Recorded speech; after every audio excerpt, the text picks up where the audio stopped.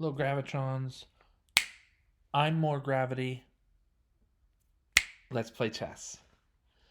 We're reviewing a chess game today that finished about 5 minutes ago. I played the black pieces against Nick the Greek.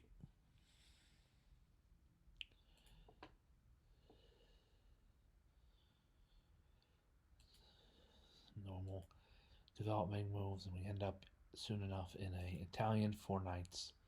This is the Italian 4 knights with white to move. Black to move, sorry. Because white has castled. My apologies. With black to move. Castles king signs, keeping symmetry here for rather late into the game in terms of that being so. And so now I could keep symmetry with bishop takes g4, but why? When, as black, white has the extra move. So I changed the board ever so slightly to still dynamically alter its balance. Pawn to h6. Bishop to h4. And I thought g5 was a good try here to get the bishop somewhere where it's not as much of a threat. And we're going to pin white's f3 knight to his queen and try to make something of that. So, on the other hand, I'm weakening the squares around my castled king.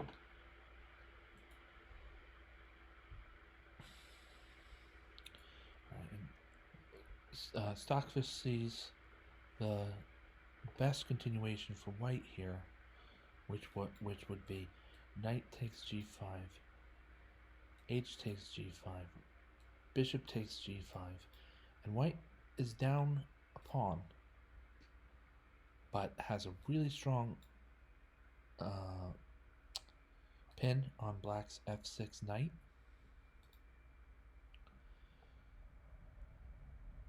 And just a lot of aggressive options are open to white.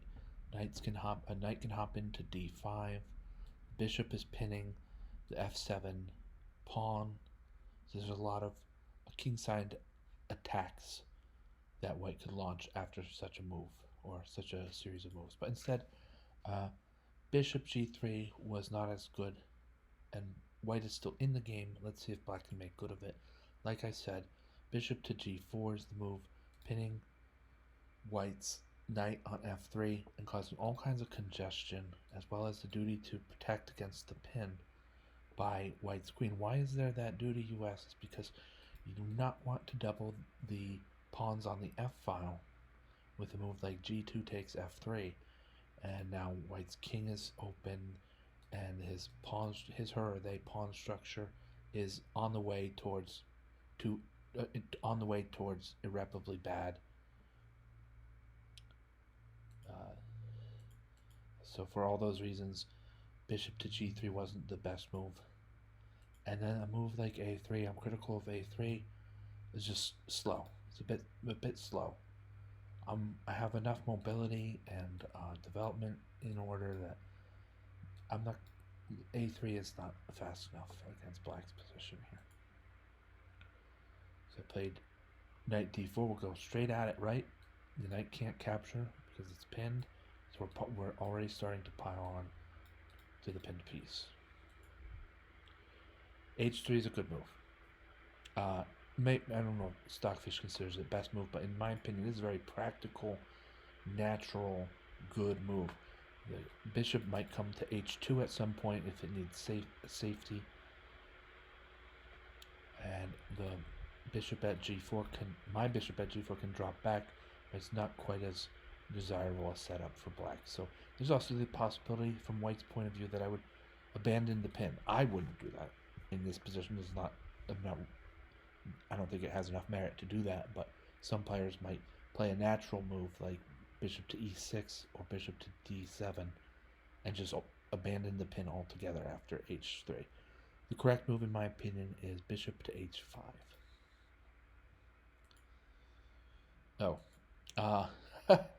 No, I think I found the correct. Bishop to h5, I think, is fine. And we see that here as the second to highest computer move. But knight takes f3, check. makes an issue out of things before white can capture on g4. Capturing back with the pawn, and then we have those horribly doubled pawns, like I said, like I mentioned, and bishop takes h3, and now we're looking at a possible kingside attack. Not only that, we've grabbed a pawn to go ahead in terms of material, so black's doing very well here. Rook e1, right? So rook has to get out of the way. This means, like I said, black is doing very well. Black has the initiative in this position.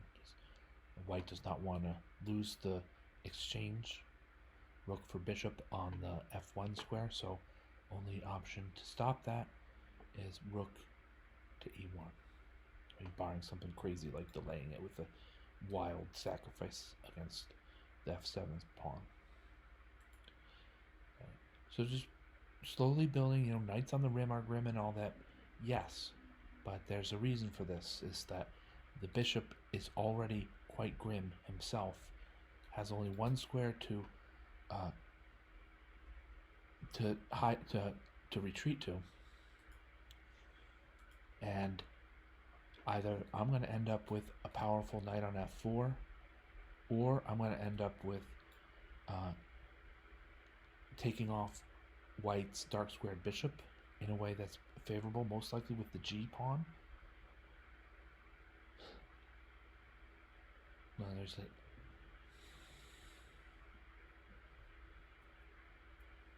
Or white's gonna protect the bishops in some manner, as he did in the game with king to h2 and pawn back to e6, just showing that black can wait before solving this conundrum or enigma or whatever on the king side.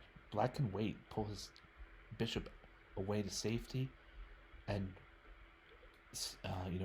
look for favorable trades in mostly the center.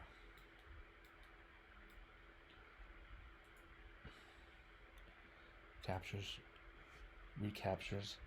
Now look at how this recapture has gone for black. Definitely putting pressure on the f file, including on the f3 pawn. Got solid pressure there. There's, opportunities to increase that pressure. I think this would take 3 moves, and we would have the f file tripled against.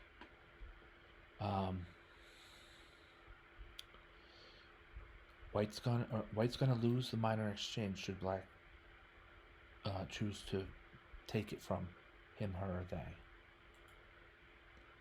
And yeah, this is just, you look at black's king, you say, this king is not safe. Most often you think that, but look at some of the structure and the pieces nearby and the flow of where the pieces are aimed. White's not going to get to the point where he's attacking black's king. Not in this position. Maybe going through some position in between. I know that was a little bit of a parsing of words there, but black's king is not unsafe. And look at white's king. I mean, these two kings are neither one is completely safe. White's king, I'd say, is probably quite a bit less safe than black's. We're gonna win the minor exchange here, noting that immediately after this move is actually given a question mark, probably because white can play rook to f1, stopping any attack for the time being on f3. Let's see, what could I have played better here than queen to f6? I'm not going to look quite yet at the Stockfish's indication. Maybe just rook to f6. Slide behind with the queen. And if we want to make way for the a8 rook, we'll do that later. But rook to f6 might be a little bit stronger. And Stockfish says I should play g4. Yeah, because either pushing the pawn leads to a loss of material like so, or black launches a very strong attack by way of rook to f2 check after some other combination of material traits. So that is, Stockfish has it, that's the best move. I played queen to f6 and found that move was sufficient. And black side of the board, I'm just looking for stability. Stability against attack. I have an extra pawn. Here I look for the queen trade. Right? We're ahead material and we trade queens and other material. That's it. Like I said, even if it's just 1 point of material and you don't have any other thing pressing, then trade material, simplify down, and queen one of these pawns, one of any of your pawns. The rook becomes active with rook to f8 check, and white's going to lose another pawn after rook to f2 check, moves out of the way, and of course picking up the pawn on c2 is the correct way. See white scrambling and constricting himself as a way to hang on to material because black's pieces are more active. Probing for weakness a bit here, or are we? This pawn cannot escape being captured. This is not directly. White will try something to divert my attention, and I think it's the right try, and that's rook to b5. Noting that my bishop is already covering a7. It's this type of thing. I don't know for what reason, but for some reason this was not an easy thing to anticipate visually or calculating wise. So when I did, I saw, oh, my bishop's covering a7, then I can push c6 without any material loss. So played pawn to c6, and the knight is going to escape. The knight could escape to c3. Yeah, and then white's losing this d3 pawn. Note that playing knight to c7 adds, it's double-edged, I'll say. It's double-edged. And probably given the material, given white's material deficit, that's not so bad. We probably want to go for the double-edged option here.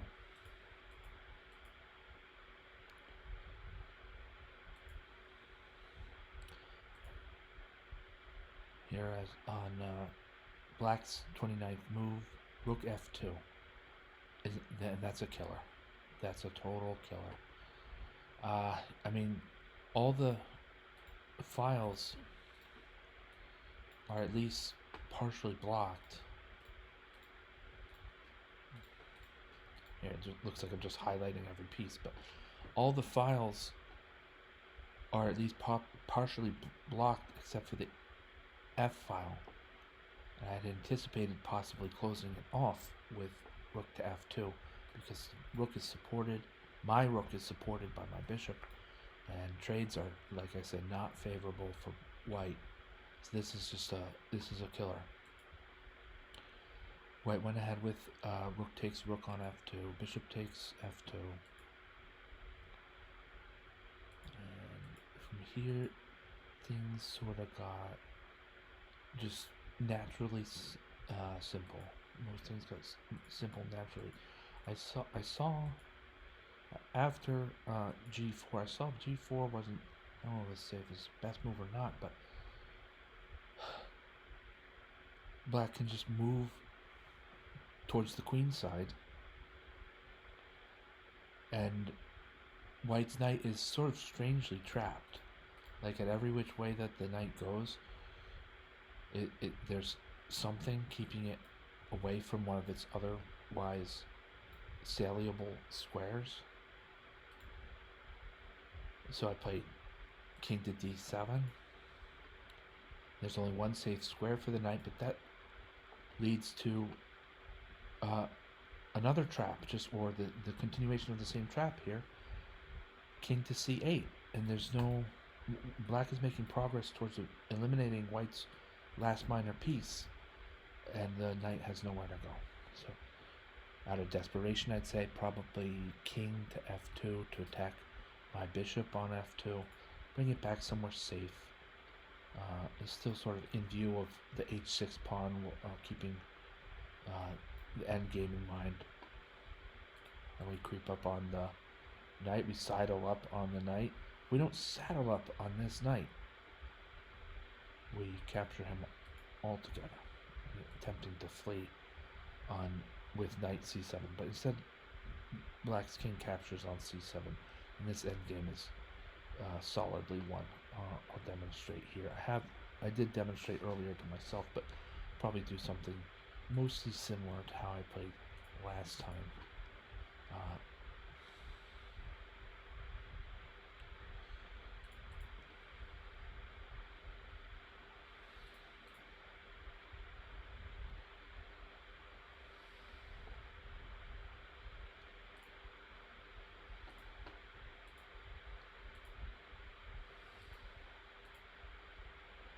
Actually, a bit different from this thing.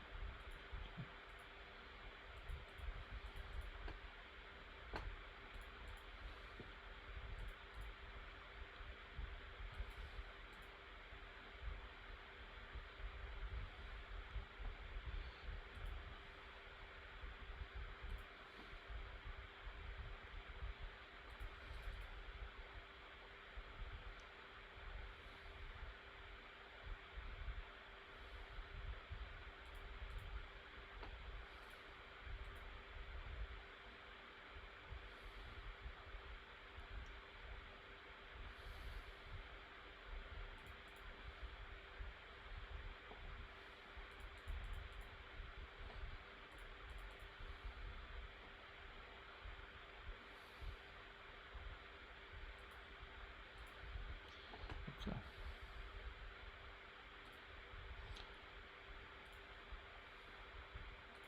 All right. Thank you so much for watching. I'm More Gravity. Thank you, Gravitrons. Have a great day.